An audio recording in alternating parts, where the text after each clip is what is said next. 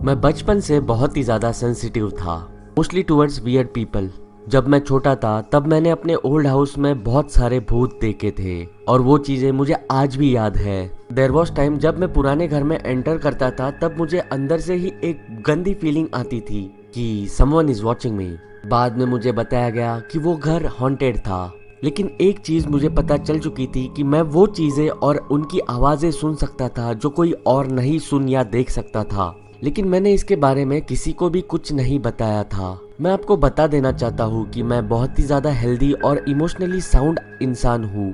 जैसे जैसे मैं बड़ा हुआ मैंने किसी भूत को देखा नहीं या फिर कोई भी ऐसी आवाज नहीं सुनी, तो मैंने ऐसे सोचा कि शायद अब मुझे ये आवाजें या फिर भूत देखना बंद हो गया है।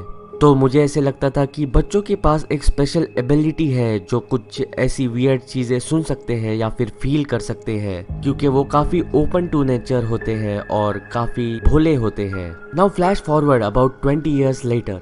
It was New Year's Eve. मैं अपने पुराने दोस्तों के घर में पार्टी करने आया था। मेरे दोस्त एक फ्लैट को रेंट पे लेके रहते थे। वो अपार्टमेंट सिटी में था और वो अपार्टमेंट काफी पुराना था और वो काफी बड़ा भी था, तो हम वहाँ पे पार्टी बहुत ही अच्छे से कर सकते थे। जब हम डिनर कर रहे थे तब मेरे एक फ्रेंड ने मेंशन किया कि इस अपार्टमेंट में कुछ तो ऐसा है जो मुझे रात को जगाता रहता है। उसकी किस चीज से नींद खुलती है उसका उसने एग्जैक्ट रीजन तो नहीं बताया और मैंने भी उसको ज्यादा पुश नहीं किया कि उसका रीजन बताने के लिए, और ना ही उसके बारे में सोचा। डिनर के बाद हमने वीडियो गेम्स खेले और फिर कुछ मूवीज देखे। उसके बाद मेरी पीठ दर्द करने लगी, तो इसलिए मैं बेडरूम से बाहर लिविंग रूम में आ गया थोड़ी सी पीठ को रिलैक्स करने के लिए। मैंने बेडरूम डोर बंद कर दिया और मैं लिविंग रूम के अंदर आके बेड पे लेट गया। मैं ऐसे ही बेड पे लेट के सोच रहा था अपने स्कूल के बारे में, पुरानी यादों के बारे में। तभी मुझे लगा कि मैंने किसी की आवाज सुनी, काइंड ऑफ विस्परिंग साउंड। मेरे दोस्त पड़ोस के बेडरूम में ही थे, वो भी दरवाजा बंद करके, तो मुझे लगा कि शायद वो ही होंगे जिनकी आवाज मैंने सुनी हो। और कुछ मोमेंट्स बाद फिर से मैंने वो विस्परिंग सुनी। इस बार विस्परिंग काफी लाउड और क्लियर थी, एज इफ वो विस्परिंग बिल्कुल मेरे कानों में हो रही हो। वो आवाज ऐसे लग रहा था किसी आदमी की थी जो काफी फास्ट बात कर रहा था। मैं उठा और मैंने रूम के चारों तरफ देखा, लेकिन वहां पे कोई भी नहीं था। मेरे दोस्त दूसरे रूम में बहुत ही ज्यादा लाउडली बात कर रहे थे, तो it was clear that whispering उनसे तो नहीं हो रही है। तभी मैंने कहा, मुझे पता है यहाँ पे कोई तो है और मैं तुमसे बिल्कुल भी नहीं डरता। ये कहते ही मैं कामली वॉक करते हुए बेडरूम में चला गया जहाँ पे मेरे दोस्त थे। मैंने इसके बारे में किसी को कुछ नहीं बताया कि मुझे अपने फ्रेंड्स को परेशानी में नहीं डालना था, लेकिन एक बात तो पक्की थी कि किसी ने मेरे कान में विस्पर किया था, लेकिन मैं ये मेक आउट नहीं कर पाया कि उसने क्या एग्जैक्टली कहने की कोशिश की है। ये बिल्कुल एक साल पहले की बात है, 30 दिसंबर 2017। मैं अपने कार से मुंबई से गोवा जा रहा था। गोवा इसलिए क्योंकि मेरे सारे दोस्त गोवा में थे, हमारा पार्टी का प्लान गोवा में था। मैं ऑफिस की वजह से मेरे दोस्तों के साथ गोवा नहीं जा सका, तो वो पहले से ही वहाँ पहुँच गए थे। मैंने अपना ऑफिस का काम खत्म किया था और मैं गोवा के लिए निकल गया था। मुंबई से गोवा कार से कुछ 14 घंटे लगते हैं। मैं रात के कुछ 8 बजे निकला था। मुझे पता था मैं एट वन स्ट्रेच इतनी सारी ड्राइविंग नहीं कर सकता, तो मैंने डिसाइड किया था कि मैं एक रात के लिए किसी होटल में रह जाऊं। रात के 12 बजे कुछ 4 घंटे ड्राइव करने के बाद मुझे थकावट महसूस होने लगी। मैंने अपनी कार एक होटल के पास रोकी। वो होटल काफी पुराना लग रहा था। जो लड़की फ्रंट डेस्क पे बैठी थी वो काफी इरिटेटेड लग रही थी। It seemed like she was bore with her job. वो उस होटल के लिए पूरी तरह सूटेड थी। What I meant is that कि पूरी लॉबी में चेयर बिखरे पड़े थे, कुछ भी ऑर्गेनाइज नहीं लग रहा था। लेकिन इससे मुझे क्या करना था, मैं वहाँ पे लग्जरी के लिए नहीं रह रहा था, मुझे बस एक रात स्पेंड करनी थी। मुझे जो रूम अलोकेट किया था मैं उस रूम के अंदर आ गया। इट वॉज ऑलरेडी लेट, सो मैंने रात को ब्रश किया और सीधे बेड पे आ गया। मैंने बेड के बाजू में पड़ा हुआ लैंप बंद कर दिया और सीधे सोने के लिए गया, क्योंकि अगले दिन उठ के मुझे फिर से 8-10 घंटे के लिए ड्राइव करना था। सडनली मेरे रूम के दरवाजे पे किसी ने नॉक किया। मैं दरवाजे के पास गया और पीप होल से बाहर पीप करके देखने की कोशिश की। तब मुझे पता चला कि वो पीप होल ब्लॉक्ड है, तो मुझे बाहर का कुछ भी दिखाई नहीं दे रहा था। मैंने बस हल्का सा दरवाजा खोला और बाहर देखने की कोशिश की। मेरे रूम के दरवाजे के सामने कोई भी खड़ा नहीं था। मैंने पूरी तरह दरवाजा खोल दिया और उस हॉलवे में देखा। हॉलवे पूरी तरह एम्प्टी था, तो मेरे मन में एक सवाल उठा कि शायद कोई मुझे यहाँ पे प्रैंक तो नहीं कर रहा। मैंने वो दरवाजा बंद किया और लॉक कर दिया और फिर मैं अपने बेड के ऊपर आके फिर से सोने लगा। और कुछ 5-10 मिनट बाद फिर से वही चीज हुई। Knock at the door. इस बार भी मैं अपने बेड से उठा, दरवाजे की तरफ गया और पीप होल से बाहर देखने की कोशिश की, लेकिन इस बार पीप होल ब्लॉक्ड नहीं था।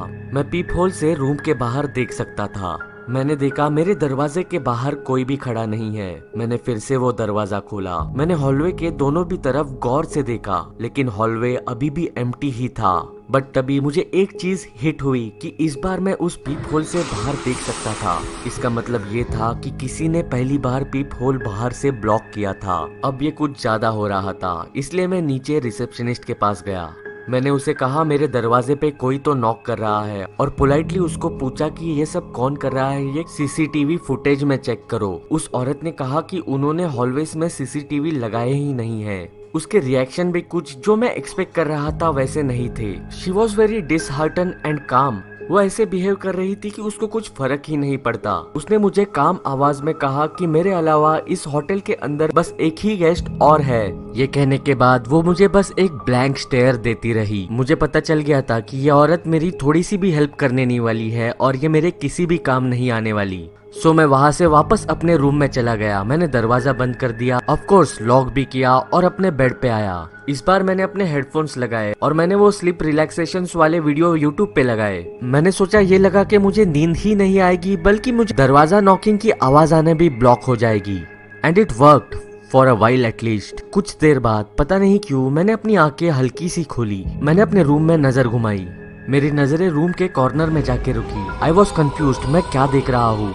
I swear it looked like a giant human figure. ऐसे लग रहा था रूम के कॉर्नर में एक 10 फीट बड़ा इंसान खड़ा है, जिसकी हाइट रूफ तक पहुंच रही थी।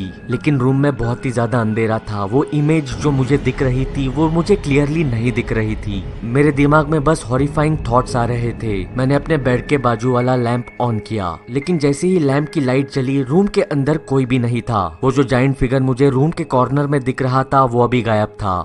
आई वॉज कंफ्यूज्ड, मैं थोड़ा सा डर गया था। मेरा हार्ट बहुत जोरों से पंप हो रहा था। मैंने अपने आप को कुछ समय दिया काम डाउन होने के लिए और फिर से अपनी लाइट बंद कर दी और सोने के लिए गया। I still had the headphones on playing that relaxation video. लेकिन फिर से मैंने कुछ 2 मिनट बाद ही उस रूम को एग्जामिन करना शुरू किया। वो टॉल ब्लैक फिगर अभी भी रूम के उसी कॉर्नर में था। इस बार मैंने उसे क्लियरली देखने की कोशिश की। मैंने देखा उसका हाथ उसके शरीर से बाहर स्ट्रेच कर रहा है। मैं ये देख के बहुत ही ज्यादा डर गया। मैंने जल्दी से लैंप ऑन कर दिया। इस बार भी वो चीज वहां से गायब थी। I didn't stick around at that time. मैं सीधे उस रूम से बाहर निकला। मैंने रूम की चाबी उस औरत को दी और मैंने कहा उसको मैं चेकआउट कर रहा हूँ। मैं उस होटल से स्टॉर्म करते हुए बाहर निकला। मैं सीधे अपने कार में जाके बैठा। मैं ड्राइव करता रहा जब तक मुझे नया होटल न मिल जाए। इवेंचुअली मुझे स्टे करने के लिए एक नया होटल मिल गया और फॉर्चुनेटली मुझे इस होटल में कोई सुपर नेचुरल पावर ने डिस्टर्ब नहीं किया।